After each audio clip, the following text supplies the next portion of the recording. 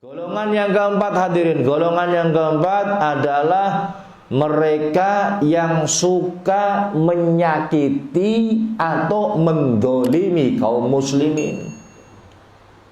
Ternyata bukan urusan ibadah saja hadirin. Orang yang suka mendolimi atau menyakiti kaum muslimin khawatir besok akhir hayatnya su'ul khatimah. Naudzubillahi min. Beb, saya nggak nyakiti dengan tangan, tapi dengan lisan saja, sama saja hadirin. Bahkan kadang-kadang menyakiti dengan lisan itu lebih sakit daripada menyakiti dengan fisik.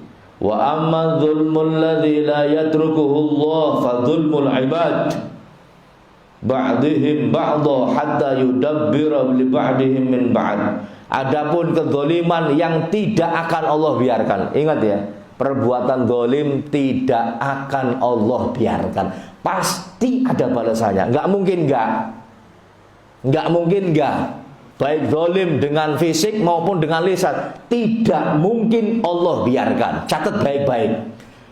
Dan orang yang zalim ini hadirin akan dihukum langsung di dunia. Orang ngenteni akhirat, apa mending akhiratnya. Kalau dosa-dosa yang lain mungkin besok di akhirat akan dibalas. Tapi mendolimi orang lain tidak usah nunggu di akhirat, di dunia akan mendapatkan. Mulane kita mengenal yang namanya karma hadirin. Kita menyakiti orang lain, ya orang lain akan menyakiti kita. Panjenengan ngrasani wong liya, wah sedep nemen ngrasani ne.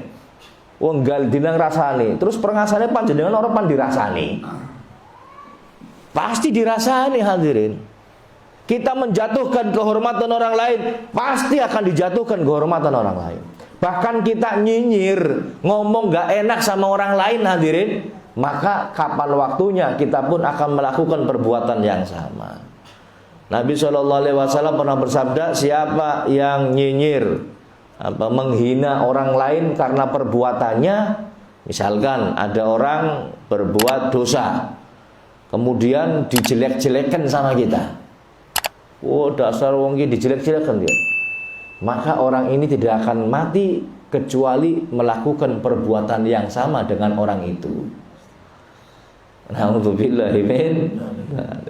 Makanya hati-hati ini hadirin, lisan kita dijaga, tangan kita dijaga, diri kita dijaga, jangan sampai mendolimi orang lain, termasuk mengambil haknya orang lain, termasuk korupsi alias maling. Jarene wong nyong setuju ya, aja nggo bahasa korupsi akhirnya katone keren. Jadi padahal niku perbuatannya arane maling, cuman gara-gara ditulis korupsi akhirnya orang itu enggak merasa menyesal melakukannya hadirin. Ini mengambil haknya orang lain pun satu orang saja yang kita ketahui hadirin, ya, ini dibalas oleh Allah Subhanahu wa taala dunia sampai akhirat. Nah, saya ingat ceritanya Nabi Isa ketika lewat kuburan. Ada orang yang mulutnya dibakar, disiksa. Nabi Isa lewat. Kemudian atas izin Allah, ini orang yang disiksa dipanggil sama Nabi Isa dari dalam kuburnya. Ditanya, apa yang kamu lakukan sampai kau disiksa dengan Gusti Allah? Kemudian orang ini mengatakan, wahai Nabi Isa, saya ini pernah makan sesuatu, terus nang untu ganjel di gigi saya terselip makanan itu. Sing arane wong dong nang untu ganjel mesti butuh apa rane? Biting, selilit ya. Golek di mana mene enggak dapat. Anak pager tanggane atau pager wong liya, pager. Kan pager biasanya pakainya kayu itu. Dilutik sacuwil niku kayune untuk apa? Untuk selilit. Ngambil tanpa izin. Besarnya nggak lebih besar dari jari kelingking hadirin. Wong selilitan semuanya nggak gede no. Ya cilik untuk apa? Untuk selilit. Maka karena perbuatan saya nggak izin minta kayu sedikit, mulut saya dibakar sampai hari kiamat. Biting singgo selilitan. Terus bagaimana yang sekian triliun? Bagaimana yang sekian miliar? Bagaimana yang kayu gelondongan bertruk-truk? Mungkin selilit saja urusannya demikian hadirin. Kuburannya diazab ila yaumil qiyamah. Kenapa? Karena haknya orang. Nah ini hadirin, makanya hati-hati, jangan sampai mendolimi orang. Bahkan hadirin, kita mendolimi seorang muslim saja. Muslim, mungkin orangnya bukan ahli ibadah, orangnya biasa-biasa saja hadirin ya. Ini pun Allah subhanahu wa ta'ala akan balas. Apalagi yang kita caci mungkin orang-orang yang mulia, yang kita sakiti mungkin orang-orang yang dimuliakan oleh Allah subhanahu wa ta'ala. Makanya hati-hati, ini zaman-zaman edan hadirin.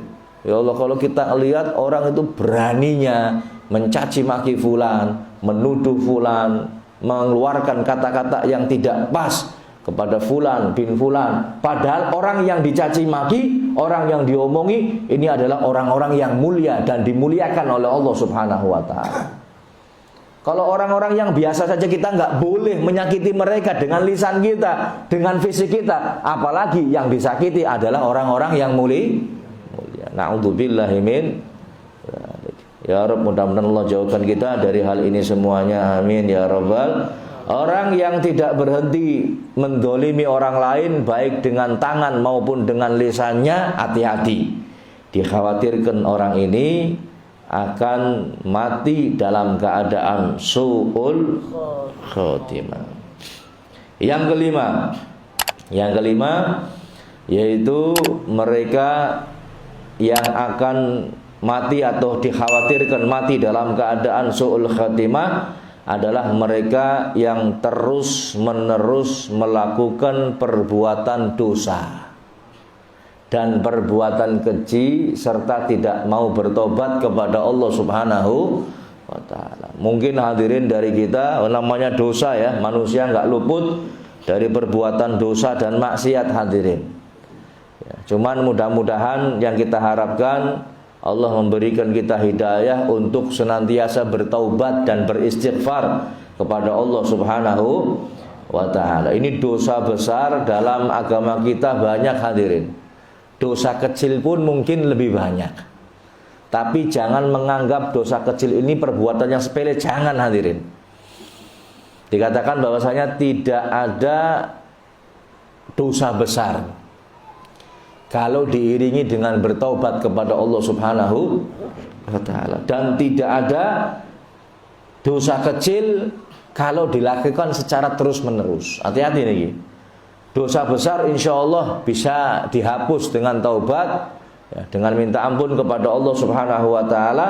Begitu pula jangan menganggap remeh satu dosa kalau itu dilakukan secara terus menerus. Kita cilik, ini tuh dosa kecil nggak apa-apa, paling istighfar rampung, urung sempat istighfar harus dicabut nyawane dening Gusti Allah.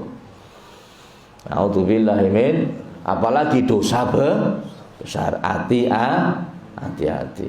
Banyak sekali dosa besar hadirin. Mungkin syirik, kemudian membunuh, durhaka sama orang tua, terus apa lagi, zina, kemudian menuduh orang baik dengan zina padahal nggak zina. Nah, ini dosa besar. Hati-hati, ini dosa besar ini hadirin ya, besok akan dibalas dengan sedahsyat-dahsyatnya oleh Allah subhanahu wa ta'ala. Sekalipun itu kecil hadirin, jangan disepelekan. Yang dikhawatirkan dosa kecil itu justru akan menghantarkan kita masuk ke dalam neraka.